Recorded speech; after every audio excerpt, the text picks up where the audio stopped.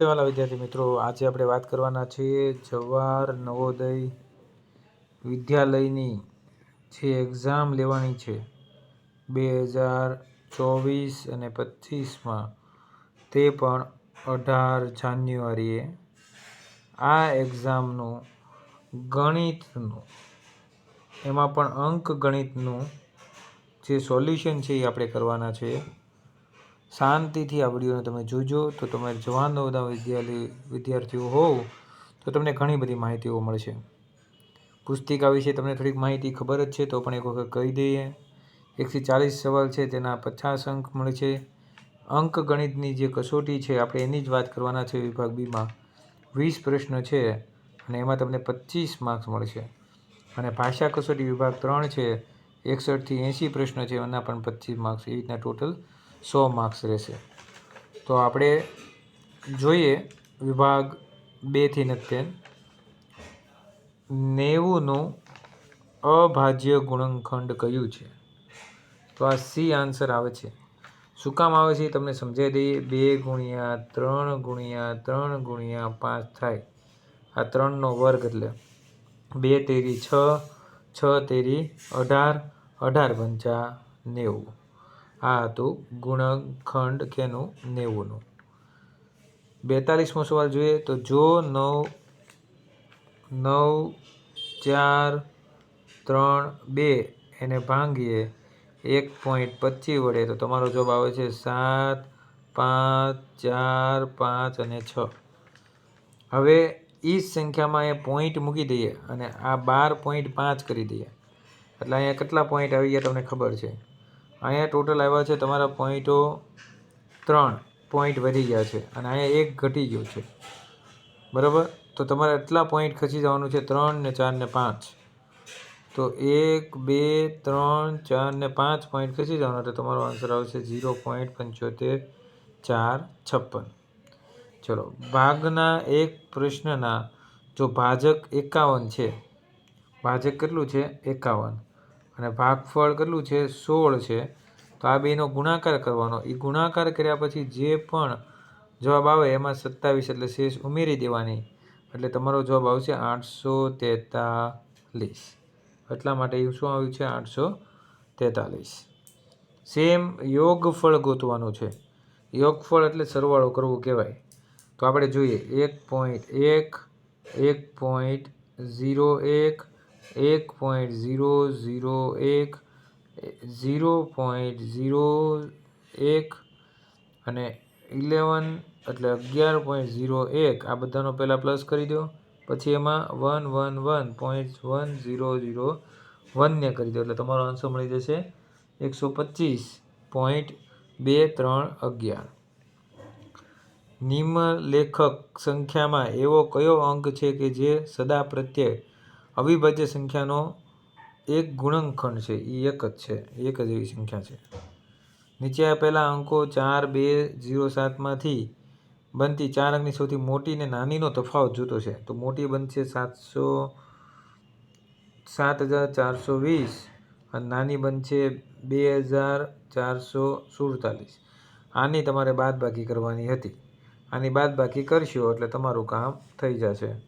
તો જોઈએ આપણે 10માંથી 7 એટલે 3, 11માંથી 4 એટલે 7, 3માંથી 0 એટલે 3, 7માંથી 2 એટલે 5 એટલે તમારો જવાબ આવી ગયો 5373 આવી ગયો. આગળ જોઈએ તો 300 mlની પાણીની બોટલ 17 બાટલીઓ છે એટલે 300 ml ગુણ્યા શું કરી દેવાનું? તમારે 17 કરી દેવાના એટલે કેટલા થઈ ગયા? 5100 ml થઈ ગયું. એવી રીતે તમારે કરવાનું 130 ml અને ગુણ્યા શું કરી દેવાનું? 30 કરી દેવાનું એટલે કેટલા થઈ ગયા છે તમારા? 3900. આ બંને mlને ભેગા કરો એટલે 9000 ml થાય. 9000 ml એટલે થયું તમારું 9 લીટર. કેટલો આન્સર આવશે? 9 લીટર. સેમ હવે આપણે આ સંખ્યા જોઈએ તો બહુ મસ્ત રીતે આપેલી છે. 3 છે વત્તા 3/100 એટલે 0.03 વત્તા શું કરવાનું? 0.003. એના પછી કરવું હોય તો વત્તા 0.000003. આ બધાનો સરવાળો કરશો એટલે તમારો જવાબ આવશે 3.03003. હવે આવો દાખલો હોય ત્યારે તમારે એક ધ્યાન આપવાનું છે કે આ 12 વાળું છે એ પહેલાં કરવાનું હોય. એટલે 4માંથી 1 ગયો એટલે કેટલા વધ્યા? 3 વધ્યા. 3માંથી પછી 5 ગયો એટલે કેટલા વધ્યા? 2 વધ્યા. 16માંથી 2 ગયા એટલે કેટલા વધ્યા આપણી પાસે? 14 વધ્યા. 18માંથી 14 ગયા એટલે કેટલા વધ્યા? 4 વધ્યા. અને 8માંથી 4 ગયા એટલે આપણી પાસે કેટલા વધ્યા? 4 વધ્યા. આવી રીતે આને કરી શકું. હવે સુરેશ પોતાના કાકાને મળવા માટે ઘરેથી નીકળે છે 9 વાગે. 10 મિનિટ પગથી ચાલે છે. 10 મિનિટ પગથી ચાલે છે. બીજું આ મિનિટ થઈ. 1 કલાક ને 5 મિનિટ બસથી કરે એટલે 60 ને 65 મિનિટ એ થઈ. 15 મિનિટ એ પાછો પગથી ચાલે છે. એટલે એટલા મિનિટ એ ચાલ્યો. 5 ને 5 10, 6, 7 ને 8 ને 9 90 મિનિટ ચાલ્યો. એટલે 1.5 કલાક ચાલ્યો. એટલે 9 વાગે નીકળ્યો એટલે 10:30 પહોંચી ગયો.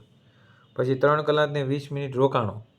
3 કલાક ને 20 મિનિટ રોકાણો એટલે 10:30 હતા તો 11:30, 12:30 અને 1:30 અને બીજી 20 મિનિટ એટલે 1 કલાક ને 50 મિનિટ સુધી રોકાણો. 1 વાગ્યા ને 50 મિનિટ.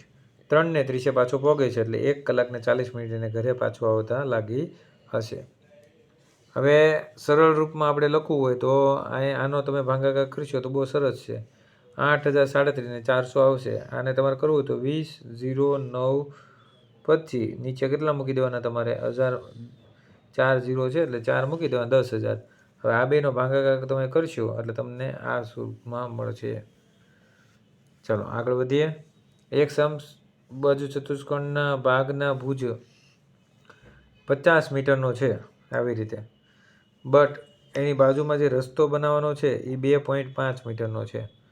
બરાબર. હવે 2.5 મીટર 2.5 મીટર અહીંથી એટલે 5 મીટર ટોટલ માઇનસ કરી દેવું પડે. આખું કેટલાનું છે? 50 મીટરનું છે. હવે આ 2.5 2.2 બાજથી કાઢો એટલે આ કેટલાનું થઈ ગયું? હવે આટલું 45નું થઈ ગયું. એટલે તમારે શું કરવાનું? પહેલાં 50 ગુણ્યા 50 કરી દેવાનું અને પછી કરી દેવાનું 45 ગુણ્યા 45. હવે તમારો જે જવાબ આવે એને બાદ કરી દો એટલે તમને જવાબ મળશે 4750 જવાબ મળશે. 33/40માંથી શું બાદ કરીએ? તો 11/20 બાદ કરીએ તો તમને કેટલા મળી જાય? 11/40 મળી જાય. ટીનાએ એક સ્કૂટર 55,000માં ખરીદ્યું. 3400 રૂપિયાનો ખર્ચો કર્યો. વેચ્યું પાછું 56,030માં એટલે ખોટ ગઈ છે. કેટલી ખોટ ગઈ છે? 2370 ખોટ ગઈ છે આની. કેમ? 55,000માં ખરીદ્યું હતું, 3400 રૂપિયા ખર્ચો કર્યો તો એને સ્કૂટર કેટલામાં પડ્યું? 58,400માં પડ્યું અને વેચ્યું કેટલામાં? 5630માં. તો એને ખોટ જ ગઈ કહેવાય. એક દુકાનદાર 1 રૂપિયાની 5 ટોફી ખરીદે છે અને 1 રૂપિયાની 4 ટોફીના દરે તેને વેચે છે. તે ₹125નો લાભ કરવો હોય તો 2500 ટોફી એને વેચવી પડે ત્યારે એને 125 રૂપિયાનો ફાયદો થાય. ચલો હવે આવો સવાલ બહુ મસ્ત છે. કોનું ક્ષેત્રફળ વધુ છે ને કેટલું એ પાછું? તો અહીંયા શું કરવાનું ખબર? 10 ગુણ્યા 18 કરી દેવાના એટલે કેટલા થઈ ગયા? 180. 14 ગુણ્યા 14 એટલે 196. 16 ગુણ્યા 12 એટલે 192. 11 ગુણ્યા 17 એટલે 187. તો સૌથી વધુ કોનું આવ્યું? આનું આવ્યું. તો 196 વાળો આન્સર તમારો આવશે. આગળ વધીએ તો અહીંયા બાદબાકી કરવાની છે તો પહેલાં બાદબાકી કરી દઈએ આપણે. 9/1 ગયા એટલે 8 વધ્યા. 7માંથી 3 ગયા એટલે કેટલા વધ્યા? 4 વધ્યા. બસ તો થઈ ગયું ને. 4 ને 8 અને 5 એટલે કેટલા મળી ગયા? 17 મળી ગયા. ઓકે આગળ વધીએ.